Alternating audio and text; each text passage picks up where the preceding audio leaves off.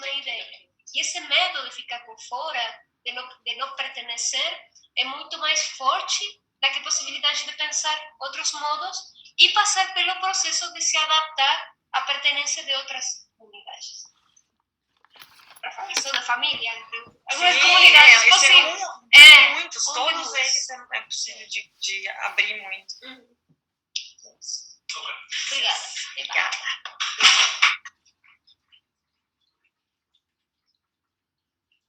E quiser, tem cerveja lá na cozinha. A gente já vai trazer para cá. Bueno, seguimos con la presentación de Fernanda y Cecilia Godú.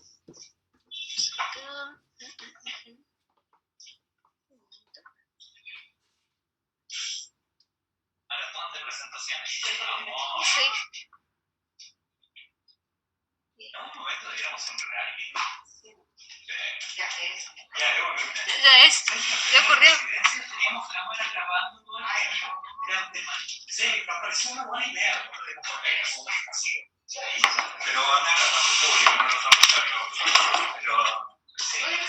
Y no me acuerdo a mí.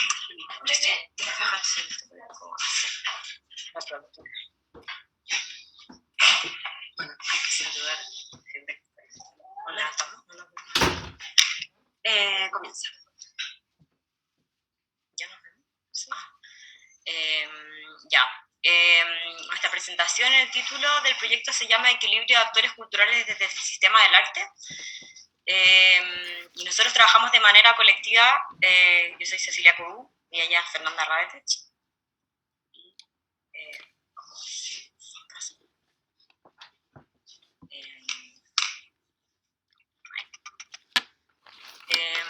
Acá estamos, esto es una línea de tiempo que muestra el recorrido de nosotras como artistas visuales. En una primera instancia, nosotros trabajamos como artistas de manera individual. Desde nuestra formación universitaria, trabajamos desde esta primera instancia desde un ideal formalista. En el fondo veíamos la obra como una mercancía ligada a la institución de arte, a la creación de obra en un taller, después esa obra se expone en un espacio institucional, y así en el fondo. Y en base a esta manera de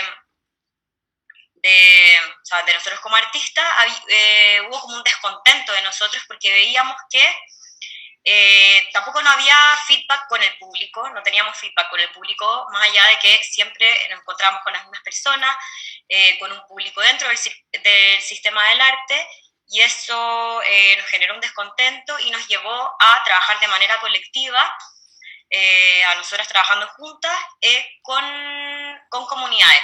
Entonces nos basábamos ahora de manera diferente, nuestro trabajo se basaba en diagnósticos territoriales, cuando salir de fuera del taller, de la creación de obra colaborativa, prescindiendo de espacios instaurados en el circuito artístico. Y es así como en el 2018 empezamos con esta dinámica, con un proyecto que trabajamos con nuestros vecinos, con la comunidad de nuestros vecinos, y con ellos trabajamos el tema de la fotografía familiar como obra de arte y de la inauguración de obra de arte dentro de la casa de nuestros vecinos. Entonces hicimos una serie de inauguraciones en la casa de nuestros vecinos, hicimos fotografías, y en esas fotografías después hicimos una simulación de páginas sociales de revistas de prensa chilena.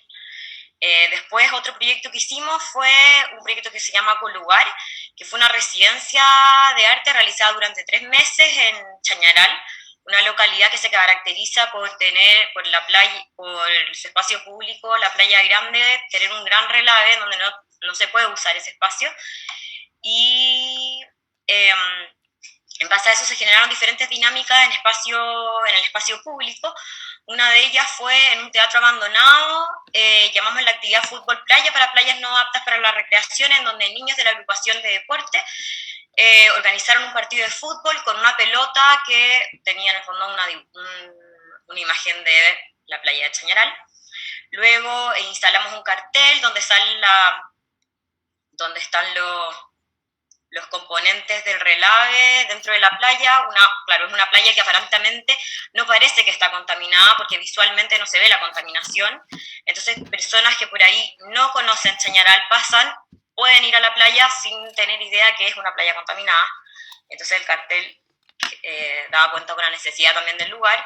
Y lo otro muy importante, que era donde en este territorio habían muchas agrupaciones autogestionadas que estaban funcionando dentro de la comuna de Chañaral, como las feministas, agrupaciones de deporte, la agrupación ecologista y muchas más, pero todas ellas funcionaban de manera independiente, y nosotros lo que hicimos fue proponer un encuentro de agrupaciones autogestionadas para generar una red de contacto y que se mantuviera esa red de apoyo entre todos los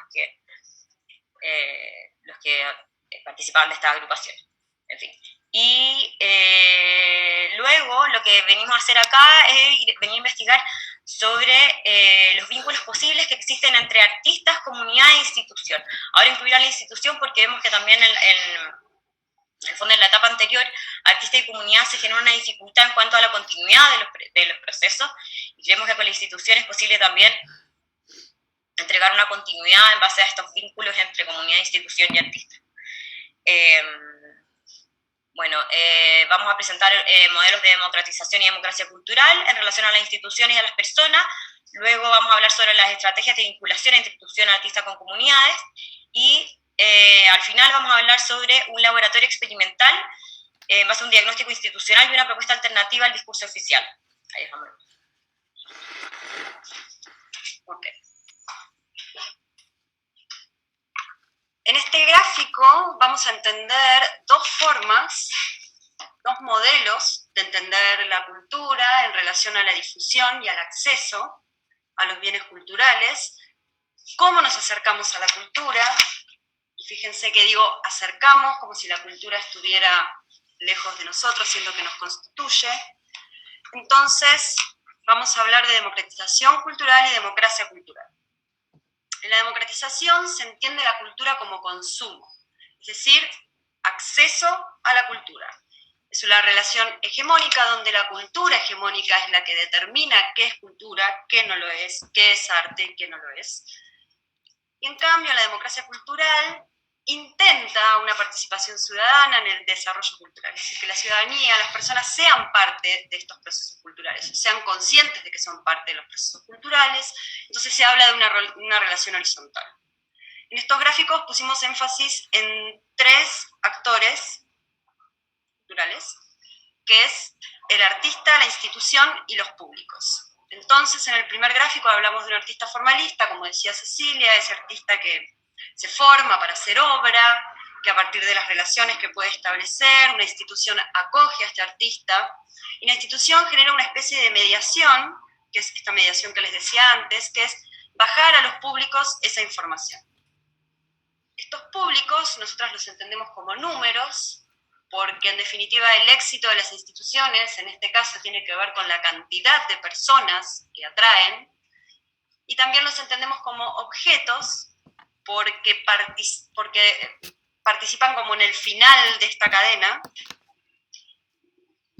y es precisamente este punto de final de la cadena que entiende la cultura como positiva, es decir, las personas, los públicos llegan al final a aplaudir esta obra en la pared, o aplaudir a esta banda que tocó, y ese final no logra comprenderse cómo es que esa obra llegó a la pared, simplemente se recibe la obra.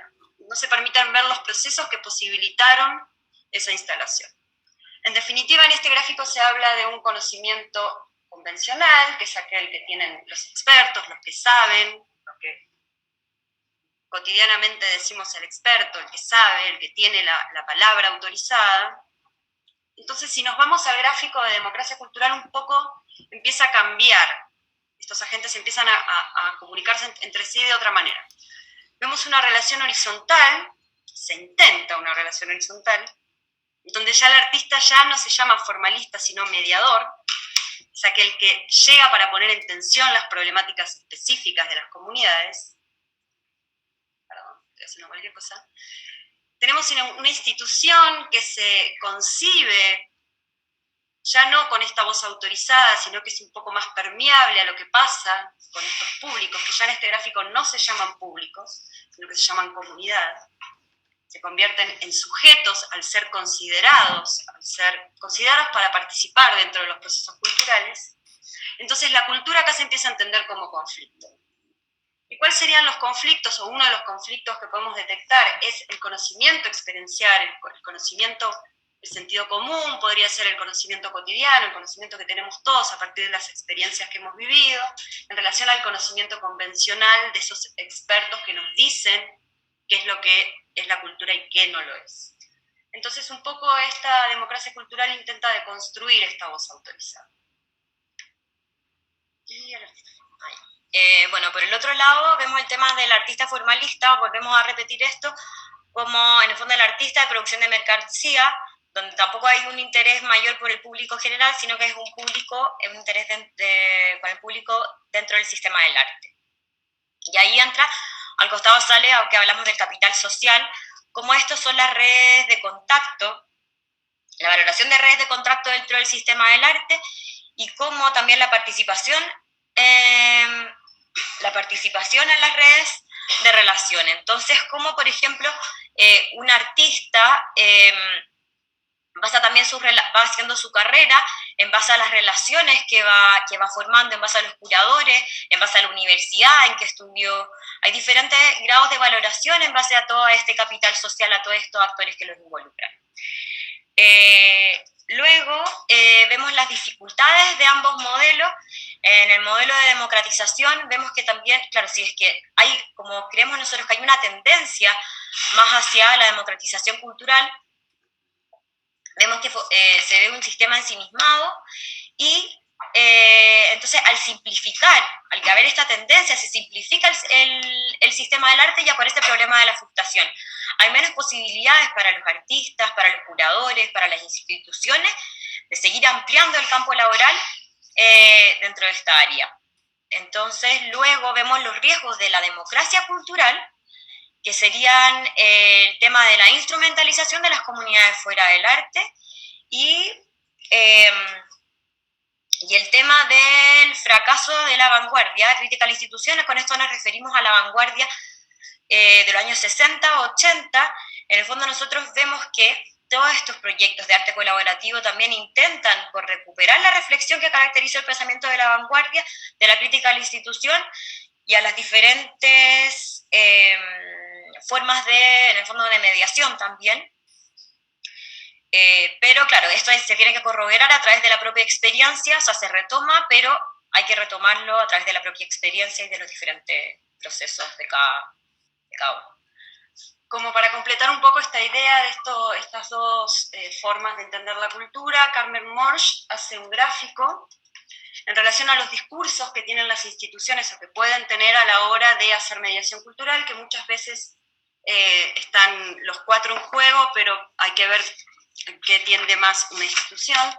Y está el discurso afirmativo, que es el que la institución hace mediación desde los que saben para los que saben, el reproductivo, que hace mediación desde el que no sabe para educar a los públicos del mañana. Sigue siendo esta hegemonía cultural la que dicta lo que es cultura. Y por el otro lado tenemos un discurso deconstructivo, que es aquel que la institución, el mediador y los públicos, se busca que se critique a la misma institución y que se critique o se piense también el arte.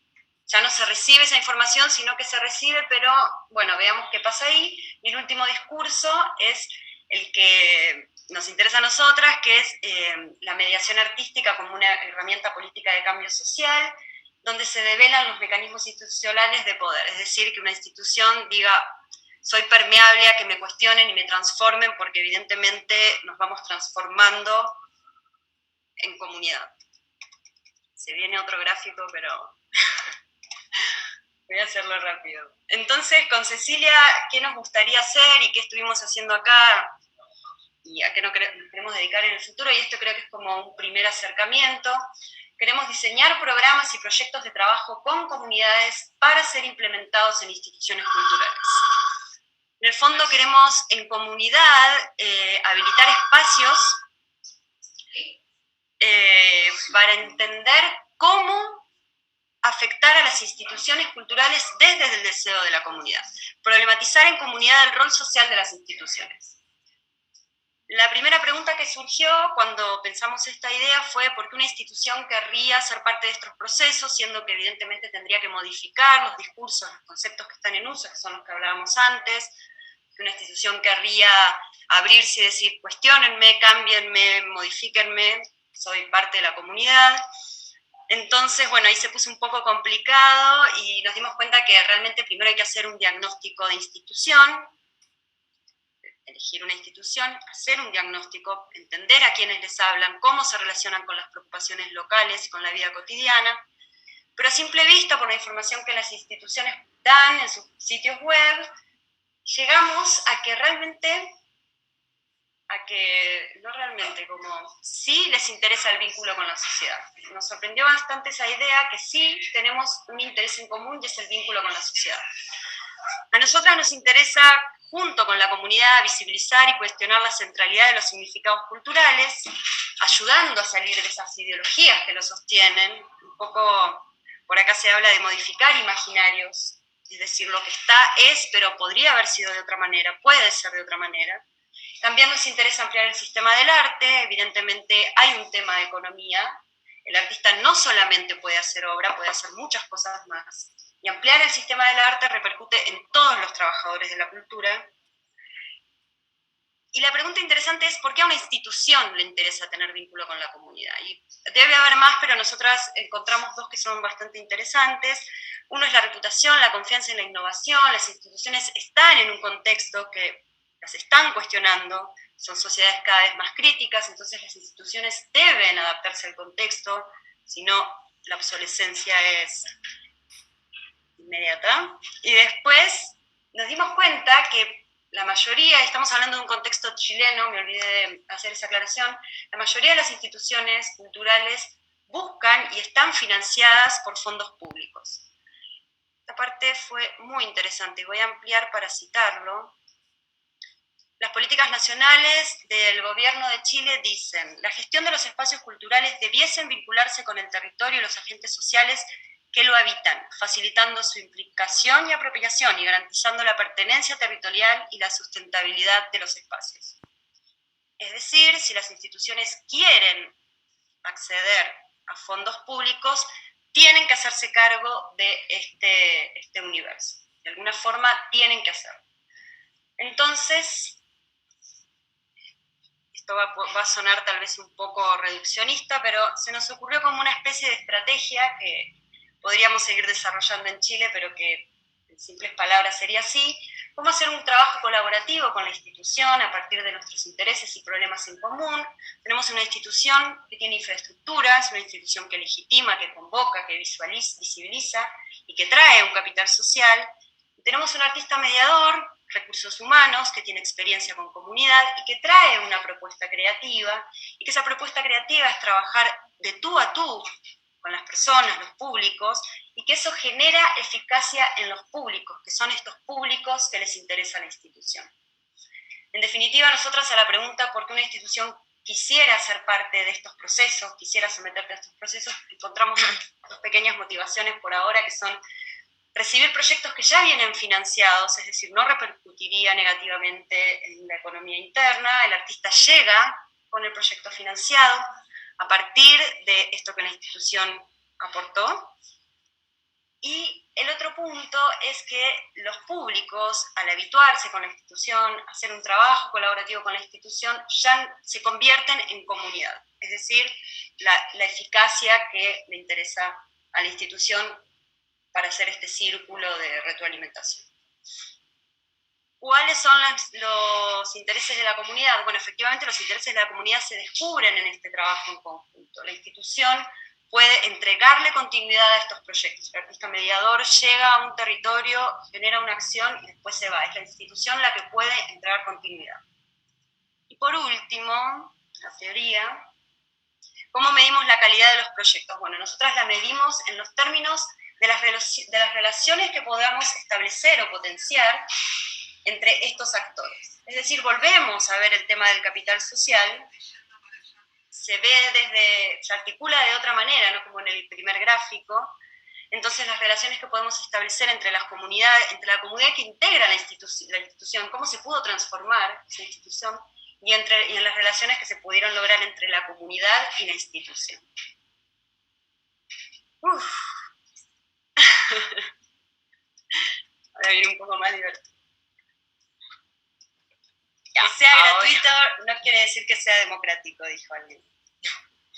y ahora vamos a hablar sobre el laboratorio experimental que hicimos en la Bienal de Sao Paulo, en base a un diagnóstico institucional y a una propuesta alternativa que les vamos a mostrar. Entonces, dentro de este laboratorio, captamos que en la Bienal sigue habiendo una tendencia hacia un discurso del que lo primero que hablábamos en el diagrama, sobre un discurso afirmativo y reproductivo, que es cómo me dicen que me tengo que acercar, en el fondo, a esta exhibición, a esta muestra. Luego, nosotros planteamos en la Bienal el problema de cómo me acerco a algo, a alguien, desde una observación participante, en el fondo desde la búsqueda de caminos paralelos, para, en el fondo, conocer esta institución, las personas, etc. Lo que nosotros vimos primero fue desde el problema de cómo me acerco a algo, el problema de la distancia entre espectador y obra. Ahí, como ven las imágenes, en fondo la línea divisoria entre obra y visitante, el por favor no tocar, y los orientadores de sala que están permanentemente cuidando de las obras, diciendo ponte la mochila adelante, no tomar la fotografía con flash, etc. Y esto es importante porque al denominar, o sea, a nosotros nos interesaba corroborar las narrativas de la Bienal. Ellos lo denominan orientadores de sala. Lo que nosotros dimos cuenta es que esto no se cumple, porque ellos siguen siendo guardias y siguen funcionando en base a la distancia espectador y obra, por lo que mencionábamos antes.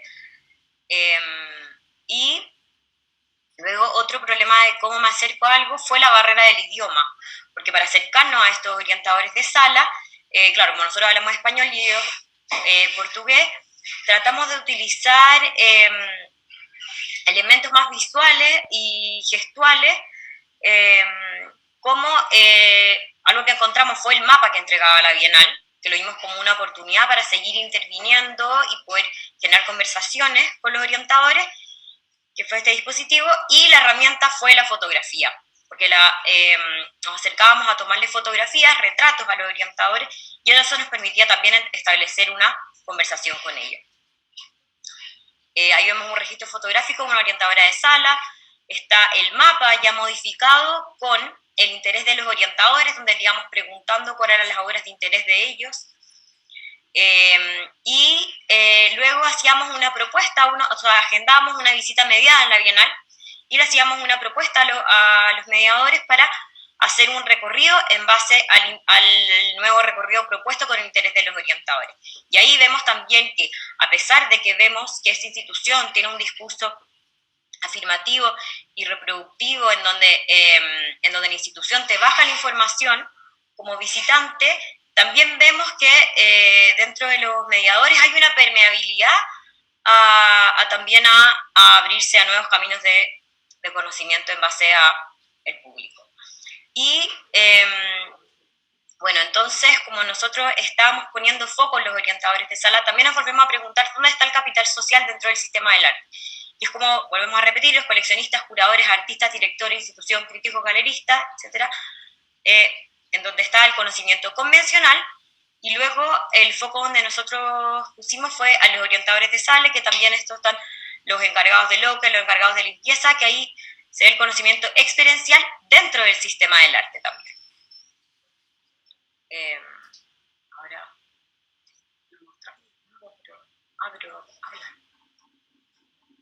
bueno, ya, y en el camino de cuando fuimos tomando retratos, conociendo a los orientadores de sala, conocimos a una orientadora en particular, que ella habitaba la obra a partir del movimiento, con bailes y de una manera diferente, pero eso nos dimos cuenta porque Después de conocerla, pedirle su nombre, todo, nos agregamos a las redes sociales y ahí vimos cómo ella interactuaba con la obra desde otro lado, como desconocido, desde una mediación formal, y vimos cómo captamos también el conocimiento experiencial, por otro lado. Bueno, entonces en un momento decidimos proponerle, después de conocerla y darnos cuenta que ya nos había contado que había tenido contacto con el artista que estaba en su sala y que nos contó sobre la obra y que veíamos que en Instagram todos los días subía como acciones dentro de la obra, decidimos proponerle y hacer en conjunto una visita mediada, donde es la orientadora la que toma el rol de mediadora. Entonces lo que hicimos fue crear una invitación con la estética de la Bienal, hicimos estos mapas donde están marcados los puntos, esos puntos rojos son todas las obras que seleccionaron los orientadores de sala que están puestos en el costado, y lo que hicimos con estos mapas y esta invitación fue... En el fondo podríamos explicar un poco más. ¿Querés explicar algo? O sea, no, digo que es interesante también ver porque justo al lado de donde están los nombres de los artistas, está el listado de los orientadores de sala, y lo que nos interesa no es mostrar que los orientadores de sala podrían ser mediadores, sino que también es hablar de que el nombre de orientadores de sala no estaba siendo tomado en cuenta por la Bienal, siendo que el nombre que ellos denominaban. Claro, tienen mucho más conocimiento que solo decir el baño está al fondo, en definitiva. Personas que... Bueno, entonces lo que hicimos fue, hicimos una invitación, pusimos una hora y colamos estos mapas dentro de la Bienal con la invitación y este nuevo recorrido. Y después acá vemos a Chris Lane, que está hablando con uno de los encargados, no me acuerdo cómo se llama, uno de los encargados de mediación, que se acercó a ella porque se enteró que iba a haber una visita mediada, entonces fue, le preguntó, y bueno, Carmen, que es otra mediadora, nos había contado de que el jefe de mediación había tenido conversaciones con los encargados de la Bienal sobre los orientadores de sala para que tengan mayor injerencia en la próxima Bienal. Fue como muy atinado ese timing. Acá pusimos unos registros de lo que fue la visita mediada. Y ahí, bueno, Chris Lane cuenta un poco su experiencia de trabajo, que tuvo la oportunidad de conversar con los artistas, que ellos le explicaron sobre el trabajo de ellos, que hacen pintura bidimensional, pero también hacen espacios tridimensionales, y ella lo relaciona en el fondo a que estos espacios vivos también los pueda habitar con el baile, y ella baila con canciones de uno de sus colegas, Rey Tunga, que también es otro orientador, que hace canciones, entonces cómo se van conectando también la comunidad de orientadores que muestran otras cosas. Bueno, y para terminar, vamos a mostrar algunas fotos que estuvimos sacando. Son los orientadores de sala de la Bienal de Sao Paulo. Claro, una orientadora en donde ya le entregamos a todos las fotografías de sus retratos. Y ahí hay una, y en el fondo pusimos las horas de espectadora en relación a cuántas bienales habían trabajado, y claro que el trabajo es de lunes a domingo, 8 horas diarias. Por ejemplo, ella había trabajado en una bienal, entonces ahí van a diferentes horas. No pusimos todos porque son muchos, pero ahí para que se vayan haciendo una idea. Claro, en el fondo queríamos hablar de este conocimiento experiencial y el lugar que estaba ocupando dentro de la Bienal, que era no había lugar para este conocimiento. Observación participante.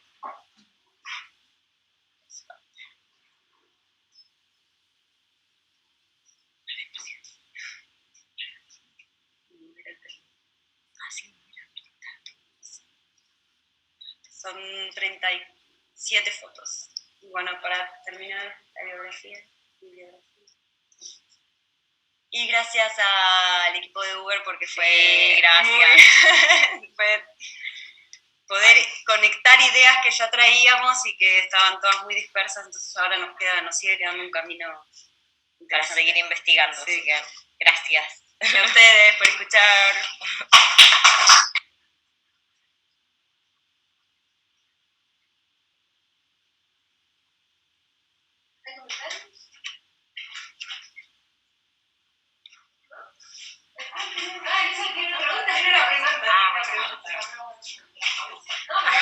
senté, ahora cena. No lo quiero escuchar.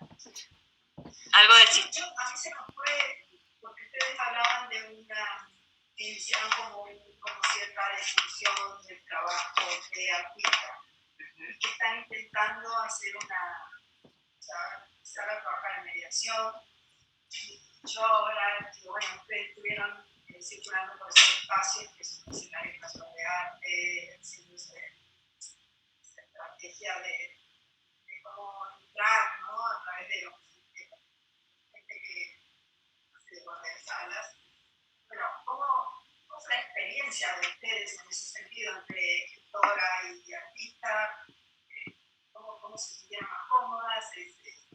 Siempre los artistas están por otro lado y me intriga eso, ¿no? Saber cómo vieron ustedes un momento de estar en la transición. Pero te refieres como a la primera etapa de artista, el fondo de artista como cuando salimos de la universidad, formalistas y eso, ahora. Ustedes se expresaron después de sí. Y ahora como están entrando en la transición sería el sistema de arte. O sea, para mí personalmente como que me siento mucho más cómoda en trabajos como más experienciales, de hacer diagnósticos territoriales, que el trabajo en taller como creación de obra. Personalmente como que me siento mucho mejor desde esa línea. Pero tampoco me niego al otro, o sea, también lo hago, lo he hecho, me gusta, pero lo otro como que, o sea, 1000 veces más como que lo prefiero.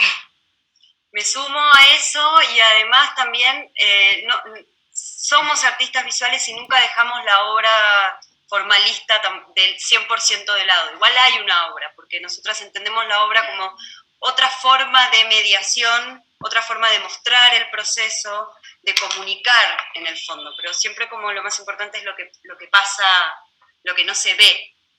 Eso es como lo que más nos interesa. Claro, tampoco dejamos de ser artistas porque igual nos interesa generar, finalmente también somos artistas formalistas, como porque igual generamos un producto final, hay algo que se ve, o sea, igual hacemos algo. No, y en definitiva si uno tiene ganas de cambiar y ampliar el sistema, lo tiene que hacer desde adentro, tiene que hacerlo jugando con las lógicas que maneja el sistema, porque desde afuera no se transforma, entonces sí, igual hay como un jugueteo.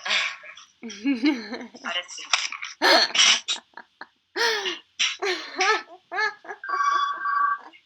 ¿Alguien puede hacer? Para probar el azul. O el... No, y en definitiva si uno tiene ganas de cambiar,